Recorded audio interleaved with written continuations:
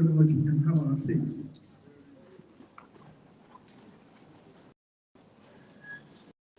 General Police, Deputy Inspector General of Police, and National Board of Trustees Society for Peace, Practice, officers of the Police Force, and participants of this workshop, other executives and members of the press, ladies and gentlemen. We indeed welcome you all to this workshop being organized by the Society for Peace Studies and Practice. Police Force. It is an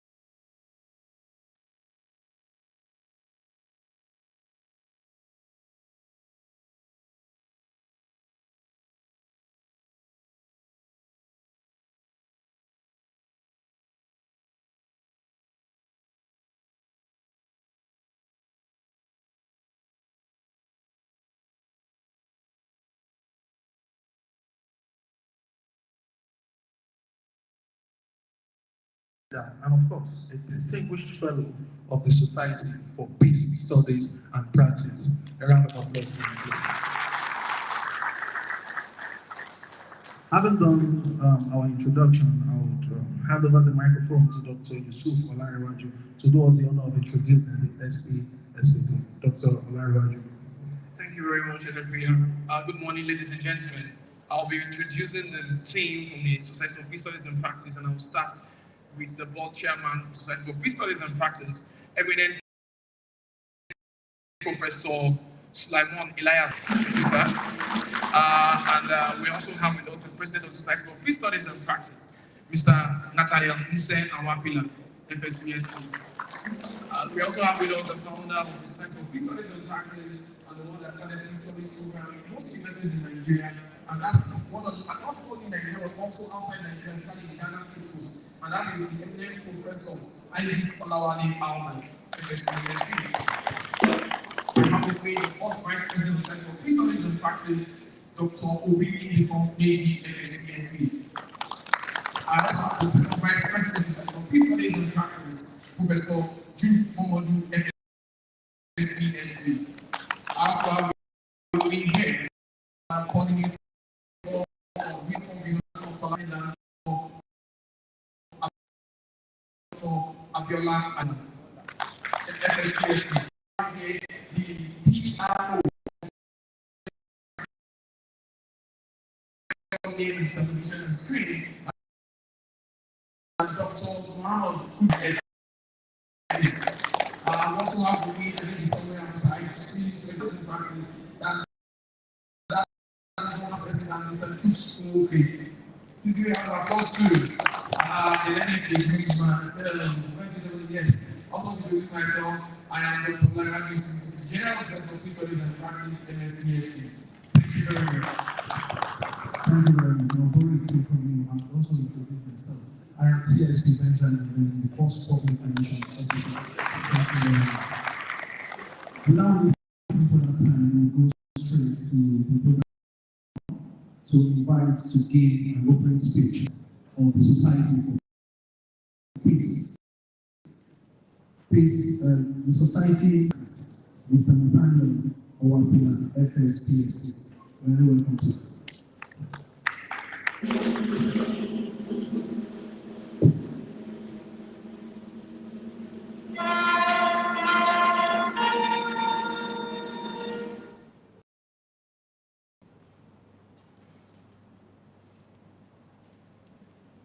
An opening speech address presented by the Restream, Society for Peace Studies and Practice.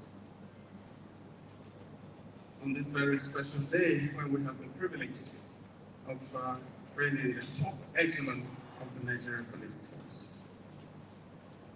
The Inspector General, Dr. Ibetikun, FSCSC, distinguished senior officers gathered here, my chairman of the Board of Trustees, Professor Suleiman Elias Wokoro, FSPSP, the founder of SPSP, Professor Isaac Olawale Albert, do permit me to expand an already established protocol. Distinguished Inspector General of Police, esteemed senior officers, very highly esteemed and distinguished fellows of SPSP, honored guests, ladies and gentlemen, it is both a privilege and a solemn responsibility to welcome you to this Executive Capacity Building Workshop, a landmark initiative aimed at enhancing the strategic leadership of the Nigerian Police Force at a time when our nation confronts increasingly complex security challenges. We are gathered here today to exchange ideas, but also to embark on a transformative journey, one that seeks to reposition the police as a proactive, intelligence-driven institution capable of fostering peace, justice, and national cohesion. This workshop transcends the bounds of conventional training. It represents a deliberate investment in the ethical, analytical, and visionary leadership required to navigate Nigeria's evolving security landscape. The Executive Capacity Building Program is firmly aligned with the policing vision of IGP Ekpetoku, which emphasizes adherence to legal frameworks, proactive crime prevention, technological innovation in intelligence gathering, and robust interagency collaboration. More broadly, this initiative resonates with the Nigeria's national security strategy, the police reform agenda, and global peace-building frameworks. It reflects our shared commitment to institutional excellence, operational foresight, and principled governance. Through expert presentations, interactive sessions, case studies, and collaborative dialogue, we aim to equip our senior officers not only with tactical proficiency, but with the strategic insight necessary to lead with integrity and impact. The Society for Peace Studies and Practice is honored to contribute to this vital endeavor.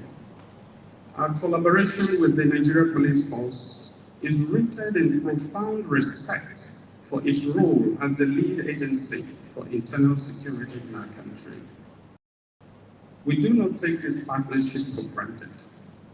Rather, we regard it as a solemn opportunity to support the force's transformation to stand in solidarity with its leadership, particularly under the stewardship of IGP Kayode Adeolu Igbetokun, FSPSC, a distinguished fellow of the society, and a leader whose vision for policing aligns seamlessly with our core values. SPSC remains steadfast in its commitment to advancing peace and security through research, advocacy, capacity building, and diligent professionalism. By supporting the top leadership of the Nigeria Police Force, we reaffirm our belief that effective policing is not solely about enforcement, it is about foresight, collaboration, and the courage to lead with purpose. IGP Igbetokun, sir, I wish to take this moment to express our sincere gratitude to you and your management team for the confidence you have placed in SPSC.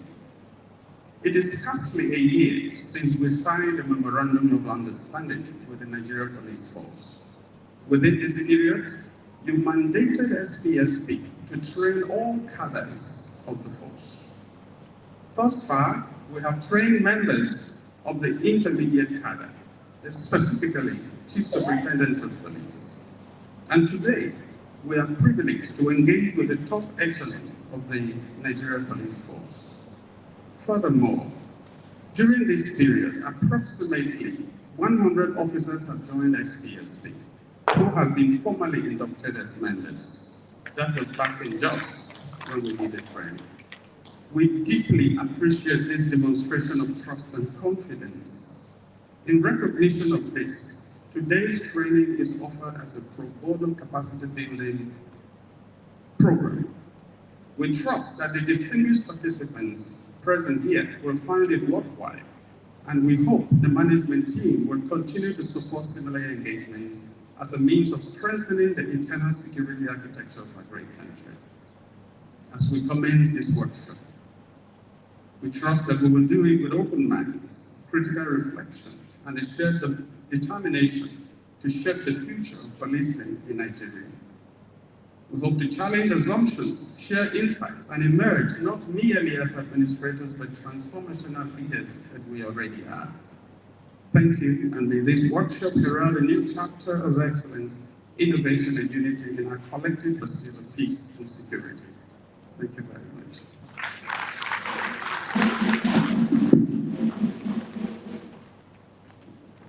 Thank you very much, sir. That was the opening speech by the President of SPSP, Mr. Nathaniel Awapila. Next, we will be taking brief remarks from the Chairman of the Board of Trustees of the Society for Peace Studies and Practice, Professor Suleiman Bogoro, FSTSP. Welcome, sir.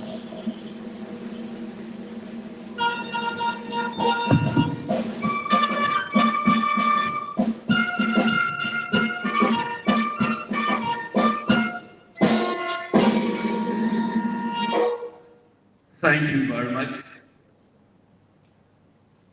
The Inspector General of Police of the Federal Republic of Nigeria, Dr. Kayode Egbetokun, FSPSP. You know all the other associated with him. Sir, permit me to say this, that I'm aware you were away in far China last week.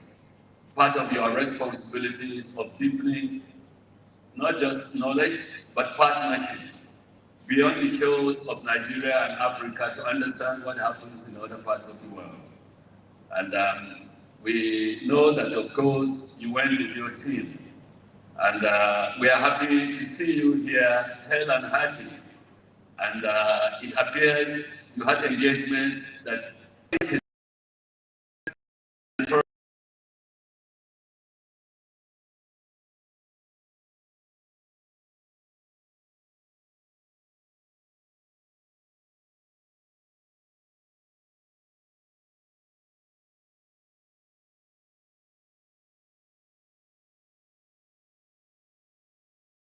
one day, permit me call it intellectual conclave. for the purpose of addressing the issues that confront us as a nation, particularly at this time in our challenging portion of the history of this great country that we're all proud of.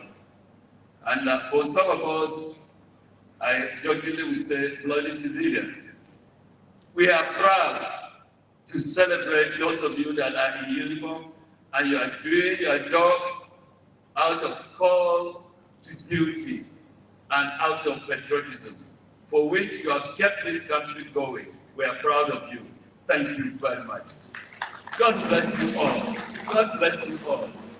I have a reason for making this statement, because we are in a country where almost every week you are reading about security officers being targeted by undesirable elements in society. And you people are struggling with this reality. We appreciate you. We are proud of you. We want to assure you that at SCSP, for quite a while, we had engaged the military, the DSS, and other security agencies. And more recently, from last year, we got the license of the IGP that we engage the Nigerian police in every context, from the intellectual angle to the challenges, the reality of challenges that has led us to the theme of today's engagement: managing fast-paced security challenges in a protracted conflict environment that we all know represents what Nigeria is today. Very unfortunate, exactly 16 years ago, I want to recall when we had the Boko Haram emerging precisely the year 2009 under President Umaru Yar'Adua. And we know the trend. Initially, it was Boko Haram. More recently, we have had ISWAP. And as we know now, the number of groups, now we change the terminologies. We are talking about bandits. Another moment, we are talking of terrorists. Whatever is the case, the truth is that Nigeria has become very sadly a protracted conflict environment. That is the reality. For a long time, it was conflict associated with identity, whether it's religious or ethnic. There are regional conflicts, and there are those that we know are associated with leadership and governance. And for me, I just needed to make this point, that a lot is being done by all that are in charge of this country's governance to mitigate the impact of avoidable conflict, violent conflict. More recently, we have had to engage a number of aspects that have caused us a lot of sleepless nights. Talking about some persons saying, very recently, even a few days ago, as it were, that a number of extremists that are challenging us in our home are now giving conditions for resolution of those conflicts and violence that have been thrust over citizens. And for the purpose of today, you will be hearing from the lead presentation by the founder of STSP, Professor Albert, in the context of conflict analysis. But very important, early warning signs and the response to early warning challenges and conflicts that we have seen in our country. Today, each time we sleep, once you turn on your handset, you are likely, if you are not watching the television, you will be picking from your handset new developments that are shocking. It is sad that we are today in a country we thought this thing would happen in faraway other nations. But today we see, and the next thing you are told that some extremists would go into places of worship and slaughter human beings like animals. For God's sake, that cannot be, and we must stop it to be a narrative of contemporary Nigeria. And I know with these great men and women in uniform that are supporting IGP and Betogood, we will turn around the negative tendencies of our country. I am very positive about this. And that is the essence and the justification for this one-day meeting. I believe that if we communicate those issues that are responsibilities of the political leadership, a number of things will be done in a manner that the security agency will no more be required. For instance, we see in the issue of poverty, hunger, etc. Palliatives have been issued out, but sometimes people question the extent to which these palliatives get to the desired target. It's very important that you are abreast with some of these things so that you can quietly offer advice at the highest level in governance, at the subnationals, and down to communities. Engaging communities through non-kinetic approach, as we now have agreed, are very important. And we have Kaduna State as one of the most successful approaches in addressing very sad, avoidable, violent conflicts being thrust on all of us. It is with this remark that I want to once more thank all of you, and particularly the IGP. I cannot remember for Nigerian police and the highest at the level of leadership of the Nigerian police that are engaged in it, and those that have the expertise and intervention experiences to help you do your job.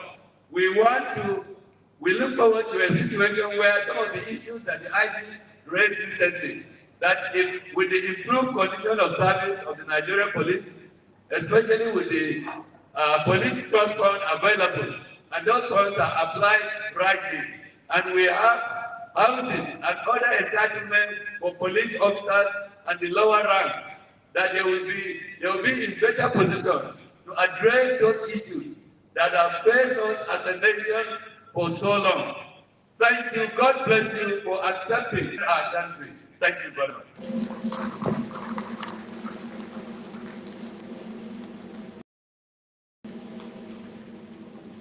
Thank you very much, sir. And that was the remarks by the Chairman Board of Trustees of the Society for Peace Studies and Practice. We shall be rearranging our program a bit for one. So we shall skip some things and move straight to the speech of the IGP and the declaration of the session open. May I most respectfully invite the Inspector General of Police for his speech. The IGP, sir.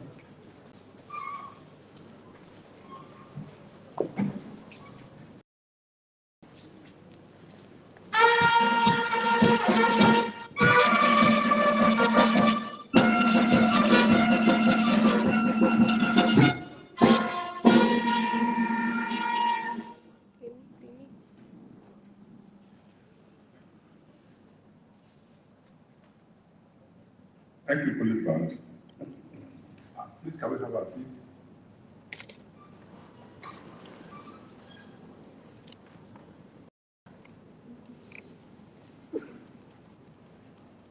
The Chairman, Board of Trustees, Society for Peace Studies and Practice, Professor Suleiman Bugoro, FNIS, FNS, AP, FSTS. The founder, Society for Peace Studies and Practice, Professor Olawale Albert, FSTS.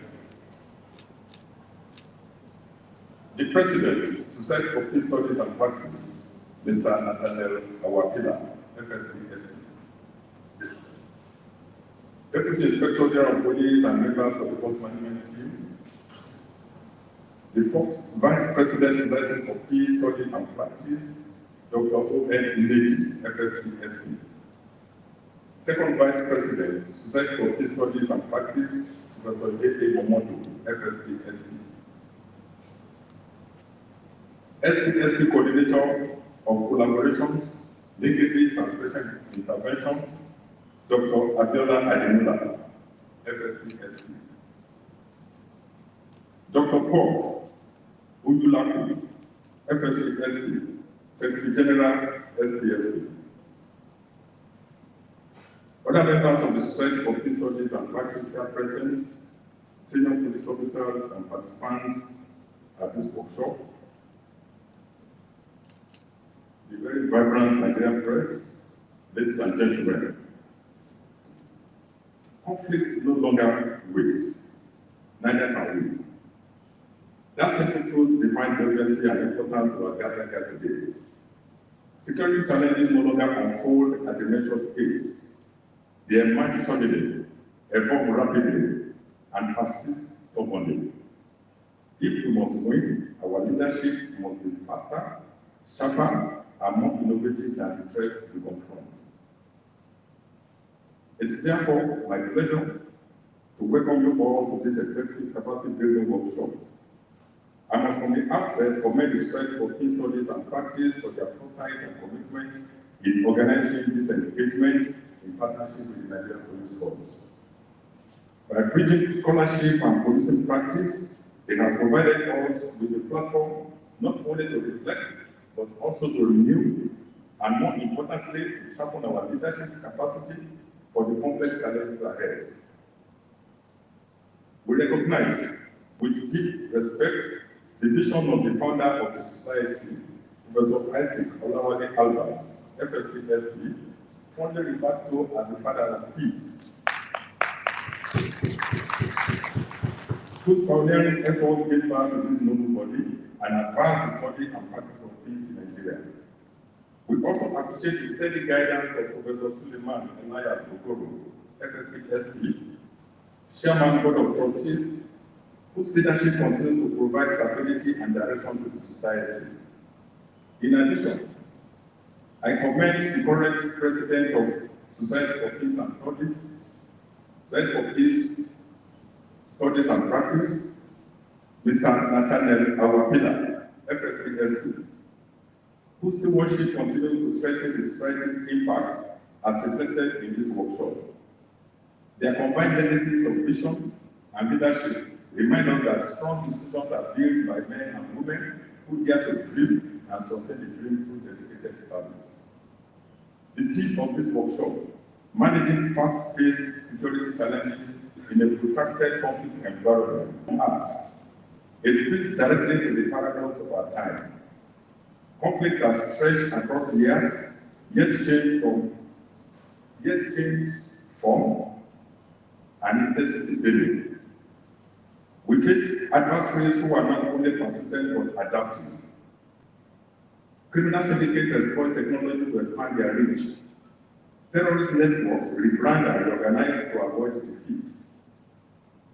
Local conflicts, once contained, now spill across borders, amplified by social media and transnational alliances.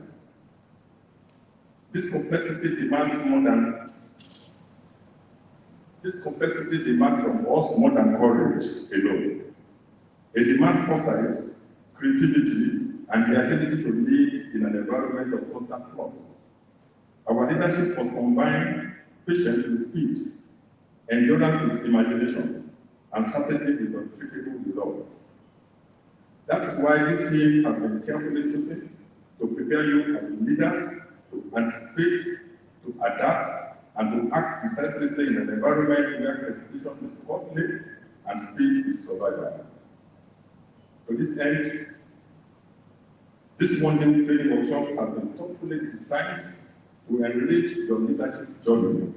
It will cover critical topics such as conflict analysis and effective response strategies in a policing environment that is broken, that is vulnerable, uncertain, complex, and ambiguous. Conflict-sensitive decision-making, strengthening capacity for early warning and early response, linking conflict early warning to policy development. These topics are not abstract concepts. They are practical weapons of leadership, tools that will equip you with command with clarity, manage crisis with precision, and inspire confidence in the men and women you lead. What we seek through this workshop is not just individual learning, but collective transformation. The Nigerian Police Force must grow into an institution that is agile in planning, bold in execution, and united in vision. Our success will not be measured by the brilliance of one commander or the courage of a few units, but by the strength of our collective capacity to anticipate threats, to respond as one body, and to deliver security that Nigerians can see and feel every day. This workshop, therefore, must not end in a series of lectures and notes.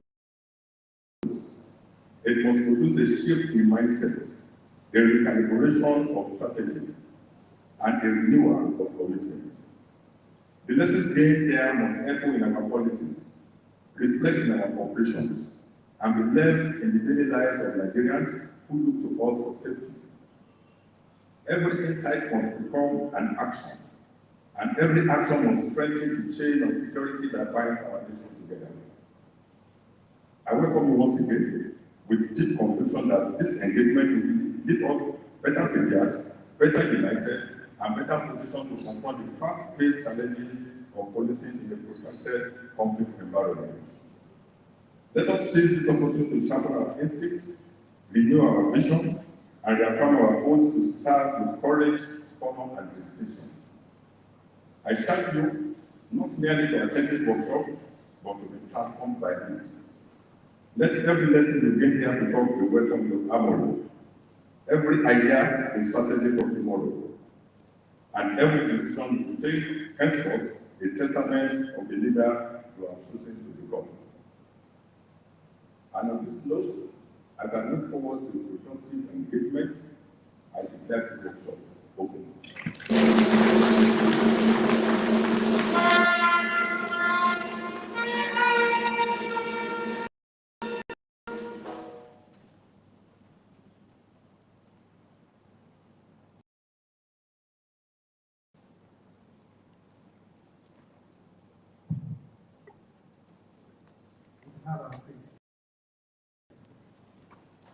Thank you very much, sir, Inspector General of Police, for preparing this workshop open. We move to the first presentation of the workshop. And to those who are introducing the topic and the speaker, I will hand over the microphone to the Secretary General of the SPSP, Dr. Yusuf Alarawan.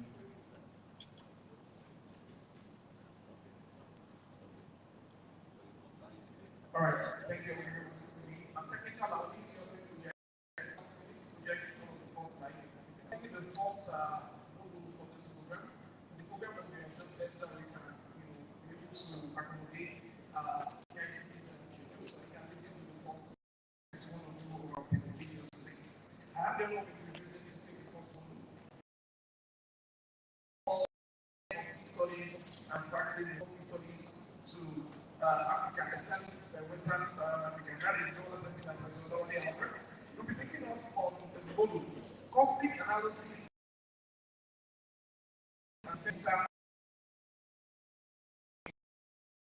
make sure that we specify that is going to do a lot of elaboration of that in a limited environment. So please help me as I walk up stage.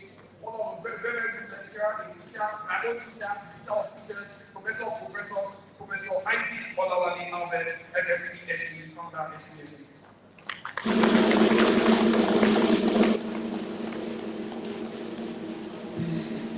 IGP, sir, Dr.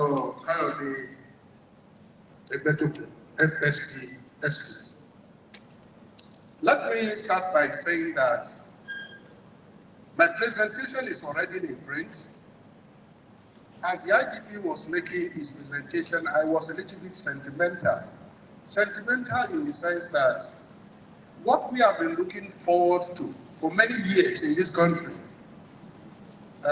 we are beginning to address.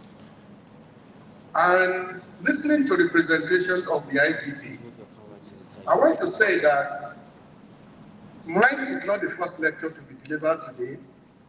The IGP has delivered the first lecture. Mine is addendum.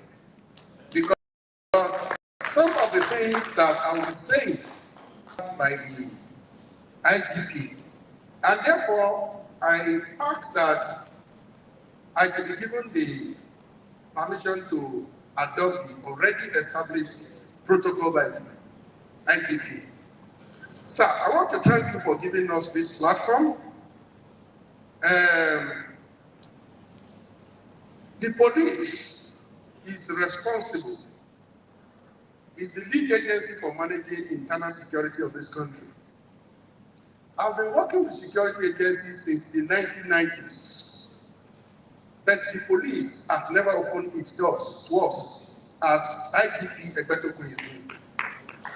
And why is this significant? It is significant because as scholars and as members of this eminent society, we are on weekly basis moving around the world. On monthly basis, I'm outside Nigeria. On weekly basis, members of this society are outside Nigeria. Just 2 weeks ago, a fellow of this society was promoted a professor at the University of Portsmouth. We are all over the world. But the problem is that we take the messages of the military around the world. We have not been able to have the opportunity of taking the messages of the police to the world. Now the door is open. Sir, we will continue to thank you. Because now I can go anywhere in the world and speak boldly about what the police is doing, challenge any scholar from any part of the world that is demonizing the police. I'm not saying I will go there to say what is not true, but I need basic information before I could come back to say I'm speaking for the police. And just last week, something happened in Asaba. The Office of the National Security Advisor is moving us around to do an assessment of the conditions for DDR, demobilization, disarmament, and reintegration. And one of the officers in charge of that project is seated behind us. Here will be addressing us. And I was actually addressing an issue that has to do with the police from the position of knowledge. And when Adejobi came in, he was very happy that at least a professor who will be respected by his opinion, whose opinion will be respected, is speaking for the police. So when he was asked to speak, he said, look, he said, he has told us what is going on. Please listen to him, and what he has told you is what is going on. So when we finish and we're on tea break, some of them met me. I said that we didn't know that this is happening. Ladies and gentlemen, Nigerians are ignorant about security. They know too little about security. I disagree with those who come on air every morning in the evening, coming up with all kinds of permutations about security in this country. The knowledge they have is effective and must be upgraded. But how do we upgrade our knowledge if those of you doing the work, if you shut your doors against us? IGP, once again, I want to thank you for opening this door. It is a big door you have opened. We work with secret service people in this country. We know the military. I work with some of you, at least I saw one of you this morning, who was with me on the presidential committee on the review of Nigeria defense policy. I mean, you have a team of about 20, you have only one policeman. So what we are doing today is very symbolic, and it is a big door that we are opening for really helping to deal with some of our problems. And therefore, I don't think this is a training. We are not training you. I would rather want to use the language that the IT used when he was a commissioner of police. What we are doing here is community engagement. This society is a community. Those of us in the academia, we are a community. Now we are engaging those of you doing the work. I've never killed a fowl, but you go out there, you face these people, and I cannot tell the story better than you. So what we are trying to say here today is we are establishing a partnership that we should place in the name of God, not shut down. Let us keep getting the information from you, and we'll also share with you ideas brought from different parts of the world. Now, the topic given to me is conflict analysis and effective response strategies in a focal Nigerian police environment. The IG has explained to us what is called FUCA. The word FUCA is not English. It is created from 4 it is vocal, a volatile environment, an uncertain environment, a complex environment, an ambiguous environment. That is the environment you are policing. You are not policing a normal society. So when PhD students come to my office sometimes, and I challenge them to tell me what is happening to Nigeria, and then they say the police is not doing it well, I deliberately push them towards telling me what is not working. And I said, why is police not working? How? And they tell me, in Ghana, this happened. In Kenya, this happened. In 2 hours, the person was arrested, the person was prosecuted, and I tell them, you cannot compare a normal society and a FUCA society. We need to understand the kind of the community we are policing. Let me give us a practical example. When you are training to become a fire officer, you are told that this room has 20 doors. This is the door, this is the door, there is toilet here. If there is an explosion, you move through this, you move through that. That is the normal training, and that is the normal training you get as a policeman. But what happens when the entire community is burning? You are not dealing with one building. You are dealing with over 100 buildings. Every building is burning. At that level, your training as a policeman could dissolve. But to be able to manage that type of environment, you first admit the fact that you are policing a focal environment. An environment in which the person you are protecting could become your enemy. You went out with 20 policemen. You have lost 19. The only one that is used on the pages of papers or on television, do you drop your uniform and go back home? So, we are raising this issue because, one, we want those of you who are leading us to know that when you were recruited probably into normal society. We are now in environment. Next slide. So, what we are trying to do here, and what we'll be doing for the whole of today, realization that we have problems. And then the second is jointly for us to analyze the problems, and then for us to begin to package solutions to the problem. We may not be able to solve all the problems. Next slide. But I want us, by the time we're living here today, to know that we have a lot of work to do. And let me warn that Dr. Egbertoku today is the IG, not only to defend Egbertoku, but it's to defend the police. Because even when you go to your village and people know you to be a policeman, you will suffer consequences that goes beyond the administration of the police. So we should open our minds. Now, this is saying that the entire country is burning. You have crises all over the place. Next slide. So the environment is, and then as the board chairman said, the drivers of conflict in this country include poverty, unemployment, resource competition, incursion of armed others from different parts of the world to collapse of local government system, elite fragmentation. Next slide. Now, in a focal society, in a focal environment, to make decisions is very difficult. In fact, as I'm standing before you, if you arrest me today to deal with me is a very difficult problem. Because that might not be consonant with your training as a policeman. You do not understand who is Professor Albert and how to manage him. Now, if you have that type of society, you have problems. So the decisions are difficult to make.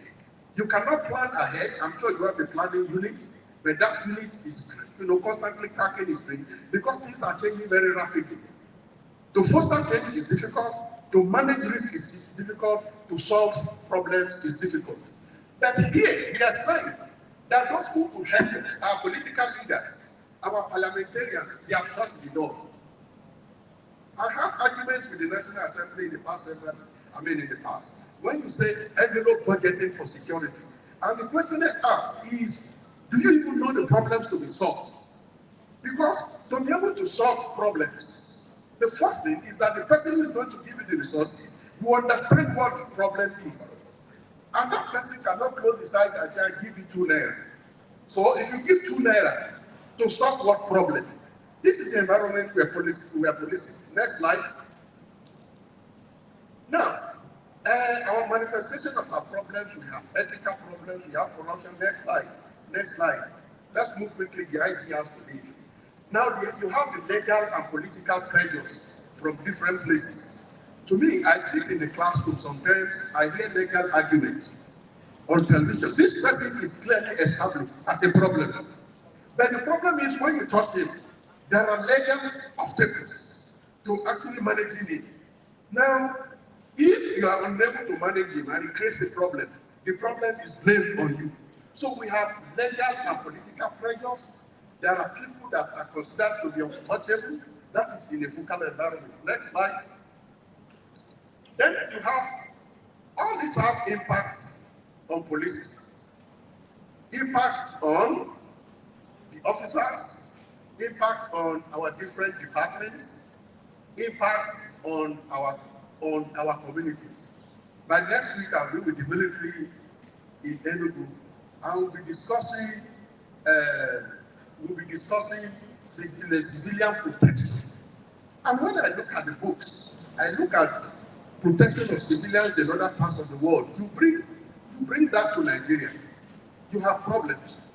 Because the person you want to protect, the book says you should protect. The person you want to protect is either a criminal or is the person actually fueling the problems you want to solve. So we're dealing with a very complex whatever. So part of the questions I'm asking the military next week is, who really do you want to protect? This person you tag a civilian, is he a civilian? Is he a civilian? When we were working on the crime, Syria alone, you know, people came from different parts of the world to say Nigerian soldiers were killing children. And my own argument, which of course would not be called a normal argument, is that any child who is able to carry AK-47 around should be able to have it in his body in a war situation. Because most of our soldiers that were killed in Liberia and Sierra Leone at the beginning of the wars in those countries were caused by just child soldiers. So those who took their love for children to Liberia and Sierra Leone were buried in Sierra Leone. But today, women are no longer innocent. Children are no longer innocent. You are a Gesha man, your Gesha person is no longer innocent. Everybody is creating problems in one way or the other. So the question for you is, how do you police such a society in which you cannot actually identify the criminal, in which you cannot actually say this person is a civilian? Who is a civilian? What do we take into consideration in defining a civilian in a focal society? Next slide. Then implications for police leadership. So what we're saying is that you read this here, this has implications for how you do your work and who you are. Next slide. So here I try to call attention to a number of things you need to do when you're analyzing conflict.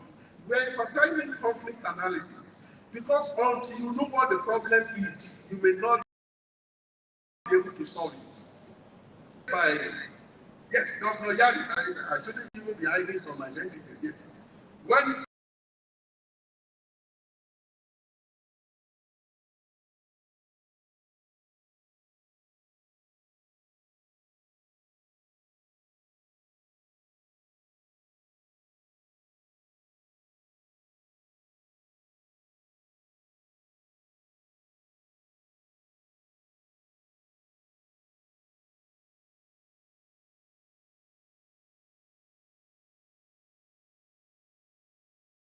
you see many things, but each time we throw out this issue, you know, you see resistance. Then the following day, The governor took us to Talaka Mafara, his community.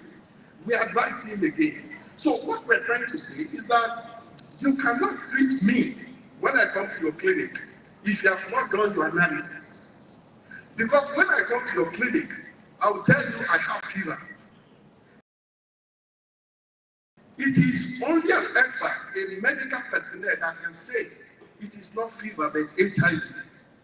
But the problem is that when we are managing our problems in this country, there is no serious analysis, and therefore the person is having HIV and we give him Panadol. Ladies and gentlemen, Panadol does not take HIV away from you. But that is the kind of society we have. And then when the professionals speak, they are dismissed. And that is why many of us in this field, we are better, we are more useful outside than in Nigeria. If you could start Ice Nicolai Alma today, you will see me more in Oxford, Princeton, and than in Nigeria. This is because the white people know that you cannot solve problems without a very strong conflict analysis unit. Next, why do we conduct conflict analysis? To understand root causes of the problem, for mapping your stakeholders, for anticipating outcomes, for designing interventions. You know, you come to a meeting, people are talking, you listen to them, mentally you begin to do your analysis and say, look, what this person is telling me is different from what is happening. And therefore, when we are packaging our solutions, the solutions may look unattractive to these people, but that is the problem you need to solve, not the one you are looking at here. Next slide. Next slide. Why conflict analysis matters? Steps in conducting analysis. I provided the steps. Next slide. Next slide. Steps in conducting analysis. Key elements. You want to know the context, causes of problems. You want to know their context. You have problem of resources, values, psychological needs. When I go around Nigeria, and they bring people to me, and they say the problem is this. You know that people are calling attention to resources as the problem, but you know as an analyst that is a value-based problem. It is a psychological problem. It is not just ordinary resources. Probably this person comes from a very, very rich home. When I was in the university, some of our students were very good in stealing pants, ladies. And when you talk to them, they come from a very rich home. Are you saying rich homes cannot afford pants? So your analysis must go beyond resources into some other areas. And therefore, when you are packaging your solutions, you are not looking at a poor person that has stolen pants. You are looking at an ethical problem. So, next slide. Now, in some cases, you have problems of perception. And I see that on television every morning and in the evening. This person is saying it is 4. That person is saying it is 3. Now, if I said it in Dr. Paul, I said it in Asaba, and I said it in several places. People come on television and say the service chiefs are not doing very well. Then they say, give them KPI of 3 months. KPI means Key Performance Index. If they cannot bring sustainable peace to Nigeria in 3 months, sack them and bring in new service chiefs. I've said this in different parts of Nigeria. The problem is that you will remove the service chiefs. But if the conditions building the conflict in the country or generating the problems, if they remain constant, you are wasting your time. So the question is, as we work towards removing the service chiefs, what do we do to the root causes of the problem? What is actually throwing up people? Bandits. What is throwing up terrorists? What is throwing up criminals? Why do we have so many criminals in Nigeria? I came back recently from Germany, and near my hotel, I saw young people, like this on the street. It's like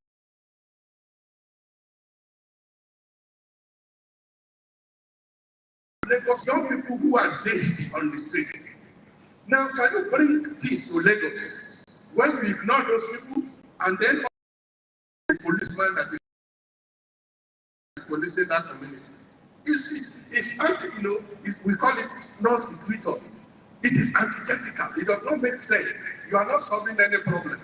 You are rather creating new problems. Now, next slide. Yes, so the trigger, causes, context, next slide, next slide, next slide. ABC, triangle, onions, these are models for analyzing conflict. You read them up here. There are different models for understanding problems. Next slide. Don't know yet. Next slide.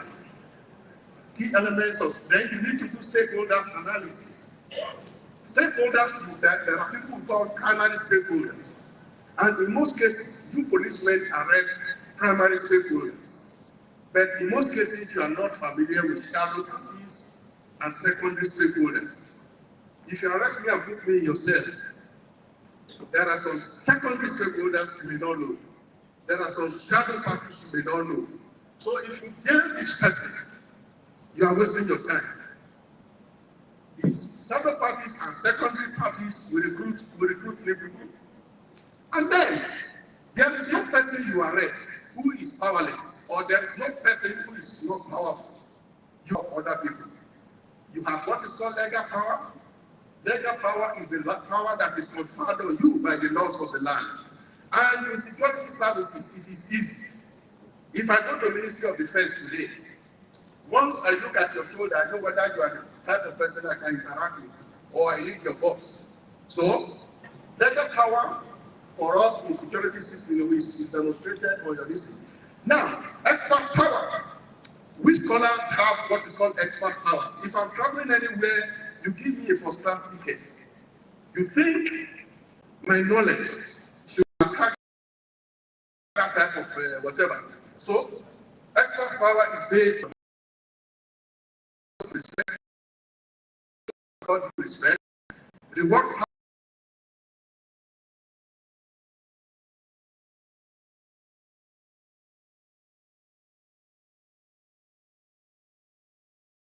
by any law.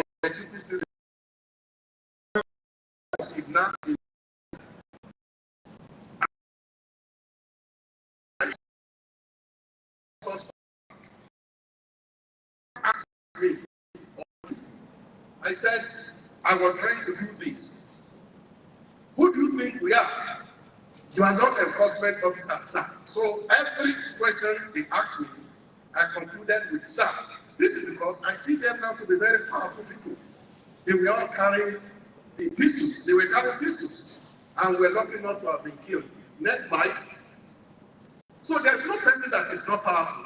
Responding to VUCA environment, we have a number of recommendations, that we think should be used. Then you pick your own type. Next slide.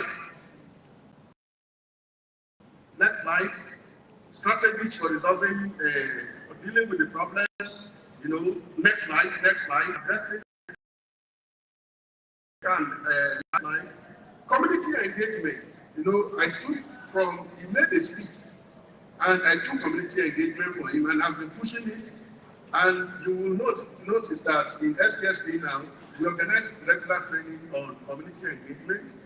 And we feel, we have the opinion, that we may not be able to solve the problems of this country until we maintain a close contact with the communities. The communities know their problems. We are just back from Asaba. They took to us.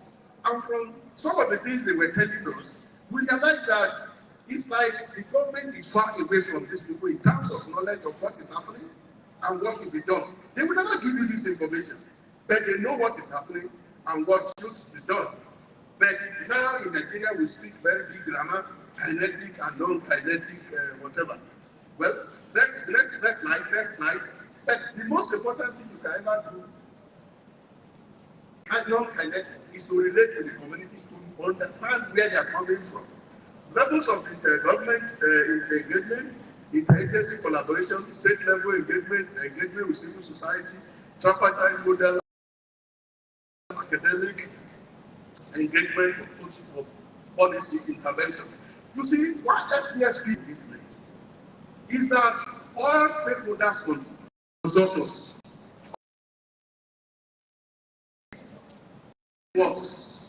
That we have realized that our IG as a as this, there are things we say Nigerians will not believe in. But if Professor Albert goes there, since Albert is saying it, this is a very scientific person. So the question is that there are several things you may want to project out there. If you do not have the right instrument, your message may not go.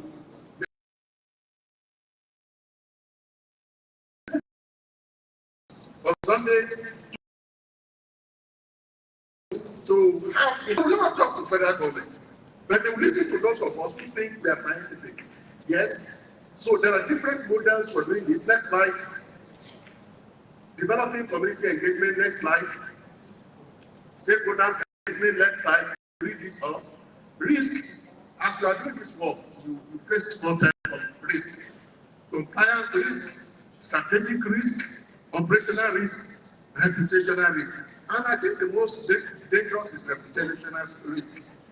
You are trying to help Nigeria solve its problems, but you are demonized as an individual. But I discovered this in Northern Ireland, studying the police. Nobody is in love with the police. I saw this. And the reason is that as human beings, nobody wants to respect the law, including Professor Albert. If you ask me not to do this, I am not happy about it. But anybody that is sent to police me can never be my friend. This is what I say of policing all over the world. There is no country where policemen are liked. The question is, how do you manage your reputation? You want to marry? I was told at police college, just I think in 2008, the man wanted to marry, and the moment he knew that he's a policeman, they started backtracking. They said, no, we'll never give our daughter to. Now the question is, what offense has the policeman committed? The offense is that he has been given the responsibility for maintaining law and order in the country. Next slide. Risk management strategies of risk management. Next slide. Next slide. Now, the last point I want to make is that the one before. The last point I want to make is that to keep Nigeria safe, you need 3 pillars. The first pillar is security. The second pillar is political. The third pillar is economic. When we are talking kinetic and non-kinetic, we are only talking about security. We want to blame all the problems in Nigeria on the police. We want to blame all the problems in the country on the military. But that is just one leg. If the political environment is FUCA, if the economic environment is FUCA, you keep running around as you are running around. Now, the benefit of our engagement is to begin to say we have problems. How do we work together to solve this problem? That is why we have to thank the IGP for opening this door. Mr. IGP, sir, don't shut this door, please.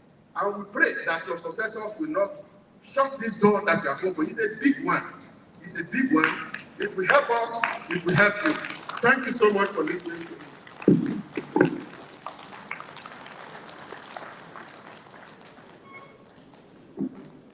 Thank you very much, sir, for that very insightful lecture. Thank you very much, sir. I'm going straight, without wasting further time, to group photographs. So we shall be having some photographs here. We've outlined some other photographs. And first, we shall be having the IGP, the president, and the chairman of SPSP, just right in front of.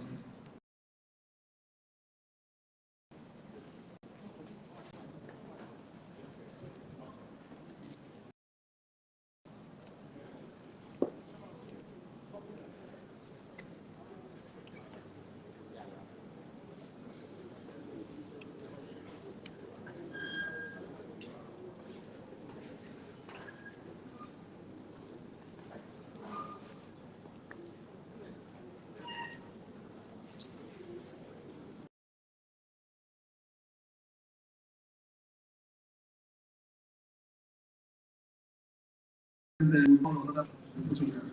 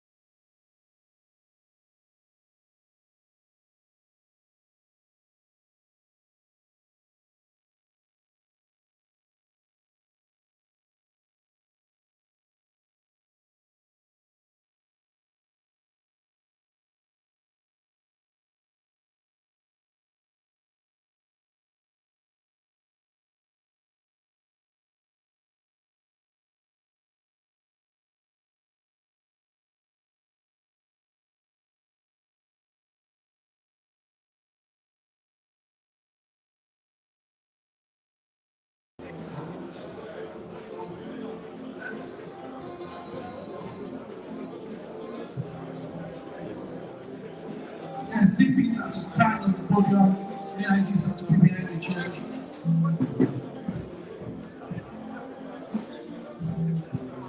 Yes, this looks so beautiful, very beautiful.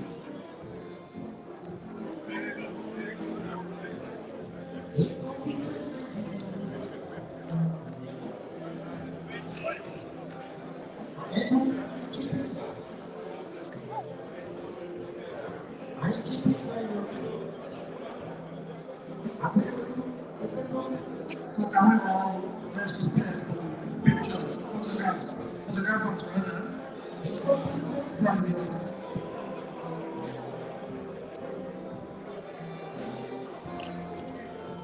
like you look at the background, can you drop a phone? We'll send the pictures. Good look at the background.